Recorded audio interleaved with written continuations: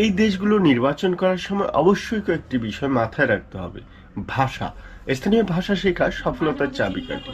পেশার চাহিদা, আপনার স্কিল সেই দেশে জব মার্কেটে কতটা ডিমান্ড আছে তা আগে গবেষণা করুন। অভিবাসনের পর সরাসরি স্কিল মাইগ্রেশন, স্টুডেন্ট ভিসা থেকে কাজ না বিনিয়োগ, কোন পথটা আপনার জন্য সঠিক। সংস্কৃতি ও আবহাওয়া, শুধু অর্থনীতি নয়, সেখানকার সমাজ ও জলবায়ু আপনার জন্য মানানসই কিনা সেটা ভাবুন। আইনি সহায়তা, লাইসেন্সপ্রাপ্ত ইমিগ্রেশন কনসালটেন্টের সাহায্য নিন। ভুল তথ্য পুরো প্রক্রিয়া ব্যাহত হতে পারে। সবচেয়ে গুরুত্বপূর্ণ কথা, সর্বশেষ ও প্রাথমিক তথ্য সবসময় সংশ্লিষ্ট দেশের অফিসিয়াল ইমিগ্রেশন ওয়েবসাইট থেকে নেবেন। নিয়ম কানুন খুব দ্রুত বদলায়। তো কেমন লাগলো এই 5টি দেশের তালিকা?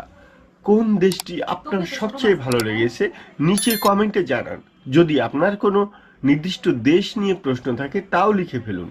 এই ভিডিওটি যদি আপনার কাজে লাগে তাহলে লাইক, কমেন্ট, শেয়ার, সাবস্ক্রাইব করুন এবং বেল আইকন টিপে নোটিফিকেশন চালু রাখুন যাতে নতুন ভিডিওগুলো মিস না করেন। আপনার স্বপ্ন পূরণের যাত্রা শুভ হোক। আগামী ভিডিওতে আবার দেখা হবে। আল্লাহ হাফেজ।